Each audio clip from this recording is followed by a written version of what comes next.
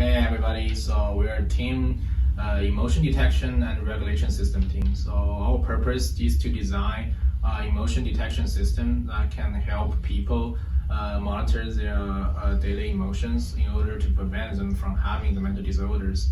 Because mental disorder has become like one of the major deaths, one of the major reasons causing death now. So what we're having in this project is to design a wearable device that can detect the body features. So to be more specifically, is like we having 3 types of sensor, accelerometer sensors detecting the accelerometer data, and for specifically XYZ axis data, and we're also detecting the heart rates and signals, and we're also detecting the skin conductance signals. And after we collecting those 3 sensors data, we're gonna send those signals to the applications. Mobile application we designed on the for iPhone specifically. So the language we use was Swift. So after the data being collected to the applications, and we have this algorithm to calculate the stress estimations, and with the algorithm, it's going to provide the results with like a fully analyzed to indicate if the user is in stress or not.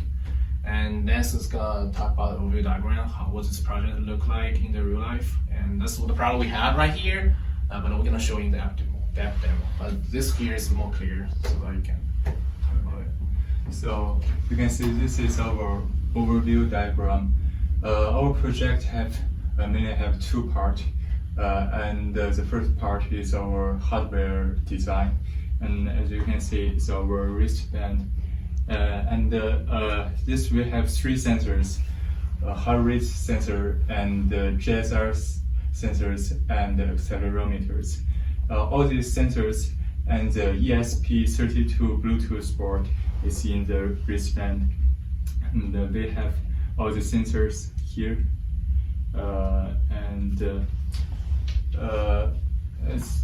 Next slide, we can see that for the GSR sensors, we have 2 electrodes, which is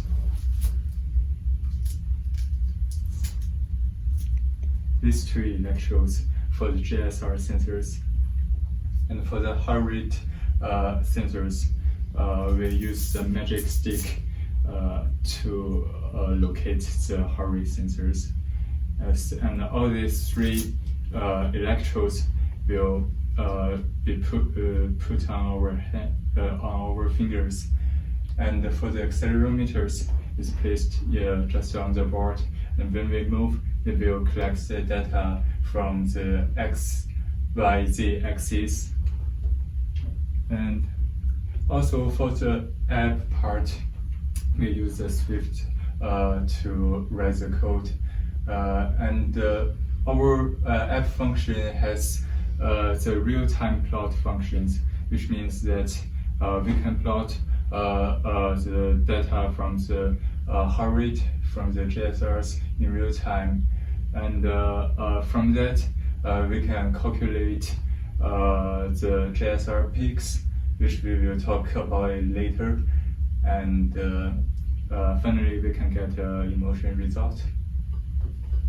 Okay, so for deliverables, we have 2 semesters. So for the first semester, what we done, it was finish the hardware implementation. So pretty much collecting all the cables, getting the data, and after we get those sensors, but one thing I want to mention is the first thing we use, in the first place we use Arduino. Since we're using Arduino, what we used in the first place was the LilyPad. The first LilyPad we got, like there's no enough analog pins. Since we're using, we need 3 analog pins for accelerometer, XYZ, each one of them, and we need 1 for GSR, and we need 1 for heart rate. So first, the LilyPad we got wasn't enough. Like the analog pin wasn't enough in order to complete the hardware implementation. So what we use in the end was the ESP32 module.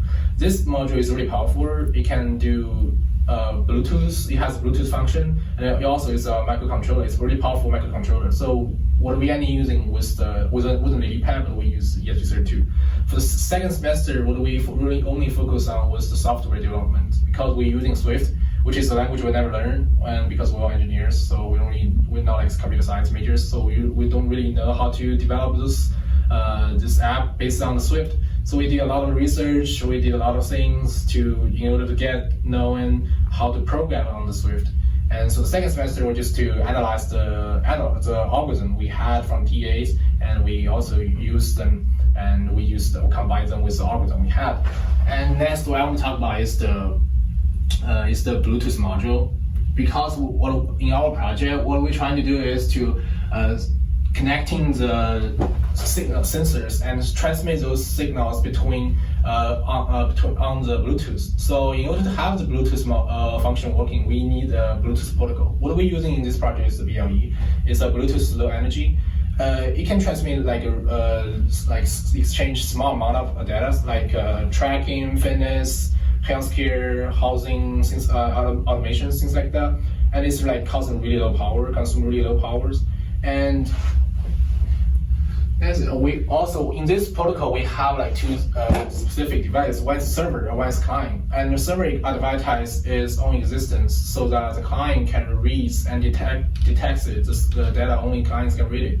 So whenever this client just scan the nearby devices, it's gonna find the server. In this case, in our project, the server is the ESP32 because it's connecting all the sensors and is sending signals to the nearby devices. And the client in this case in our project is the applications we designed, so that whenever this ESP32 just keep continuously spending its own signals, advertising its own existence, and the client, which is the app, is going to keep detecting the ESP32 devices.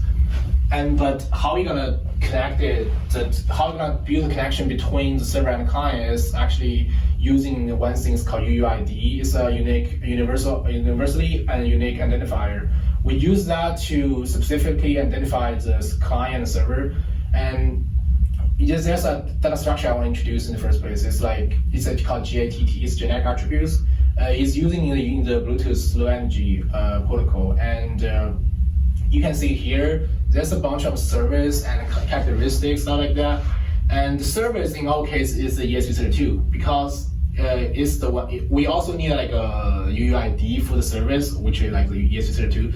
So the app, whenever is the app detecting, scans the nearby devices, first it's gonna find the ESP32 device, and next it's gonna find the characteristic. And this service contains a couple of characteristics. One is the heart rate sensors, one is the GSR sensor, one is the accelerometer sensor. The characteristic contains where the real data is. So pretty much saying all the data collecting from the sensor, from like GSR, heart rate, is gonna store in the characteristic.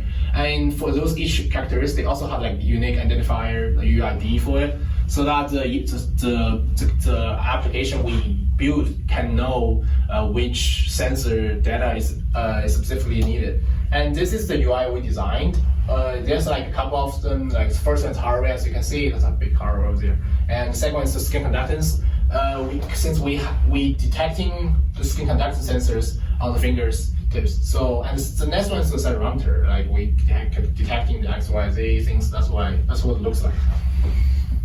And so pretty much in overview, generally, just those three sensors are gonna detect the data, collect the data from the body features, and we use the ESP32 so the Bluetooth to send the data to the application we design, and this application is gonna detecting the data in real time, collecting data in real time.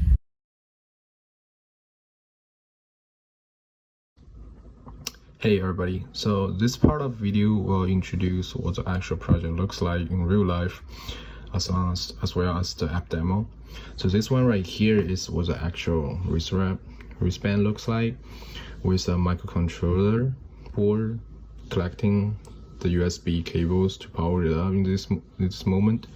And there's these two here are collecting the GSR signal, so skin conductance signal sensor is collecting to it, and the middle finger is collecting is connecting to the heart rate sensor, so it's collecting the heart rate signals. And if we click the app right here, this is what the actual application looks like in real time. So the top one is the heart rate signal. It's collecting heart rate signal in real time. If you click it, and it will just show you what the actual heart rate signal looks like. And top right here, the changing numbers is raw data of heart rate signals. And the bottom one is BPM. It's calculating the BPM in real time as well, as long as there are incoming data. So right now my BPM is 74, and then change to 80.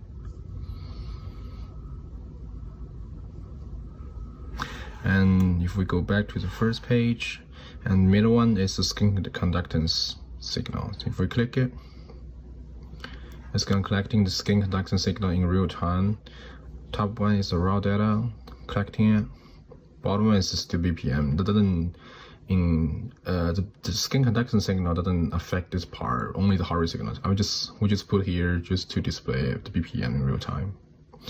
We also need like 5 minutes data set for the GSR or skin conductance signal to be more accurate, and in order to apply the algorithm.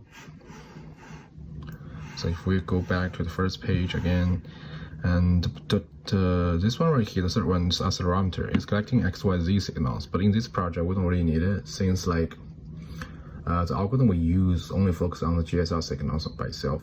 So the algorithm we use, the only data we really care about is the GSR signals. And the purpose of the accelerometer is to use it to indicate the range when you discard this part of the signal. So saying that because when you're moving around and with like huge movements, the heart rate signals and GSR signals will get affected a lot, and we don't really want this part of signal being collected. So we use accelerometer to indicate which part of the signals we don't really need. But in this project we don't really use it, so we didn't connect the accelerometer sensor to the project. Okay, so this part of video will show what the GSR data looks like after you get the 5 minutes data set.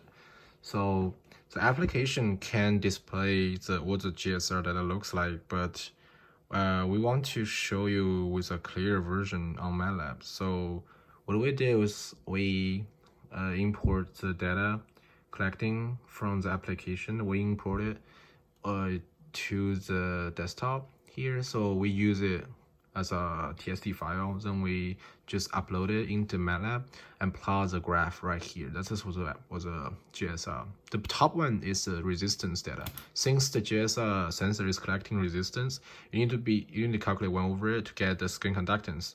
So this was the skin conductance GSR data looks like in a 5 minutes data set. So whenever you see the peaks right here, those are the times when you taking a deep breath, which means indicating that the user is having a stress, is in stressful states. So this will shows where the stress states be based on your data set that you collected from the sensor. And those are the stress states, those are skin conductance sensors. It's all based on the algorithm we had. So that'll be it. So that'll be the end of the project. Thank you.